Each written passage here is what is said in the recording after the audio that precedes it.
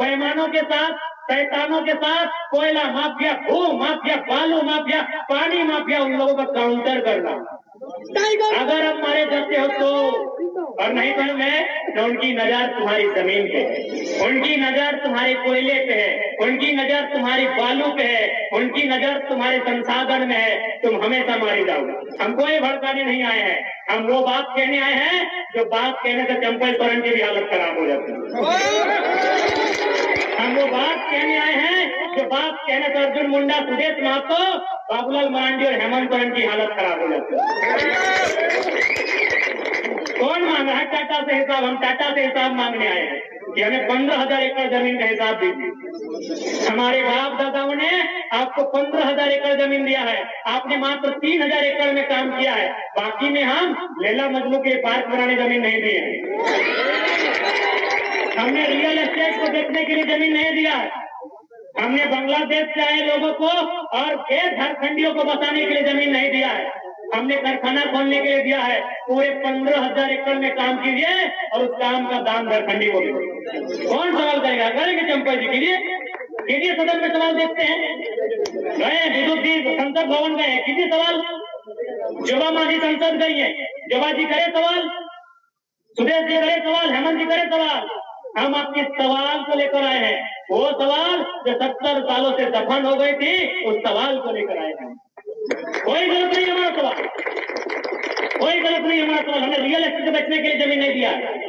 BSL Bokaro 33,000 एकड़ जमीन, चारों तरफ खटाल, खटाल भरने के लिए हमने जमीन दिया है क्या?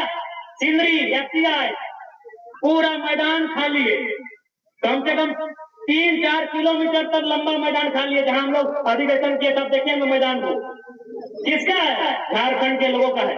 52 गांव, लगभग 52 गांव उजड़े हैं सिंदरी में, उनका जमीन है। तो चाहे नहीं सवाल होगा, आपकी हैसियत जितना थी उतना जमीन रखिए, नहीं तो वापस। कभी हम मानेंगे किसानों का देश है, कभी मानेंगे ये महात्मा गांधी का देश है, कभी मानेंगे भगत सिंह का देश है, और नहीं तो चीख चीख के कहेंगे ये ये जनरल डायर का देश है, ये कैम्पलिन ना चार्लिन क्या बोलते हैं उनका देश है। जब गांधी के विचारों को मानेंगे तो हम क्यों मानेंगे? केवल अब अंबानी की बात करते हैं, आप हफ्ते और जंगल उजाड़ दिए, हजारों आदिवासी को वहां से विस्थापित कर दिए। आज भी जनरल डायर जिंदा है, आज भी जनरल डायर इन हवाओं में, इन वादियों में, सत्ता में भी जिंदा है। जनरल डायर सत्ता में जिंदा है। आप उधम सिंह कब बन रहे हैं, ये तैयारी आपकी है। अच्छा, अभी एक मेडलिस्ट हमारी बाहर हो गई, क्या लगता है इसमें राजनीति नहीं है? मैं ये इससे हम बात नहीं कर रहे हैं, या तो सोना जीतती या तो रजत जीतती, और किनको तकलीफ थी? जो सत्ता में बैठे हैं। क्यों? कुछ दिन पहले वो सत्ता से पिट के गई है, उसका जोरदार नाम होता देश में। एक एंगल आप इसको तराशिए, वहां पे 1% ही तराशिए, लेकिन इस एंगल को तराशना होगा आपको कि जो 4 को उठा के एक दिन में पटकती है और फाइनल के दिन ड्रॉप आउट हो जाती है। मजाक नहीं है मेरे साथ। एक दक्षिण भारत में फिल्म देखे होंगे, एक मिस यूनिवर्स का कंपटीशन था, जो लड़की जीतने वाली थी उसको बोले हरा दो, उसका जो गुंडा था वो उसको हराइए, उसको हरा दिया गया। तो ये ओलंपिक में भी और खेल में भी सब कुछ हो सकता है, ज्यादा नहीं कहेंगे। आपको थोड़ा सा एंगल तराशना हो, क्योंकि वो इस देश से पिट के गई थी, इस देश की सड़कों से घिसट के गई थी, और अगर वो ओलंपिक से मेडल लेके आती तो वो बादशाह बन गया। और ये शायद कुछ लोगों को मंजूर नहीं था। अब वो कौन लोग हैं आपको पता? इसलिए ये जो आवाज आई है, ये आवाज गलत नहीं है।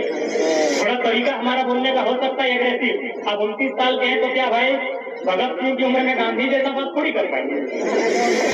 हम गांधी को मानते हैं, गांधी के आदर्शों को मानते हैं, लेकिन गांधी को हर चीज को नहीं। मेरी उम्र 29 साल है, कोई कहेगा कि एक गन में मारेंगे तो हार देंगे, भैया नहीं होगा। हम गांधी के विचारों को मानते हैं, लेकिन 100% किस उम्र में है शायद संभव नहीं है। हो सकता है मेरी बात करने का लहजा थोड़ा एग्रेसिव होगा, स्वाभाविक है, जिस उम्र में होगा ही। हम भी दादाजी की उम्र में आ जाएंगे तो हम भी प्यार से बात करेंगे, हम भी नॉर्मल बात करेंगे, लेकिन अभी मेरा उम्र है और आग्रह करेंगे इस उम्र के इस तूफान को, गांधी को रोकिए मत, साथ दीजिए, फिर देखिए होता क्या है।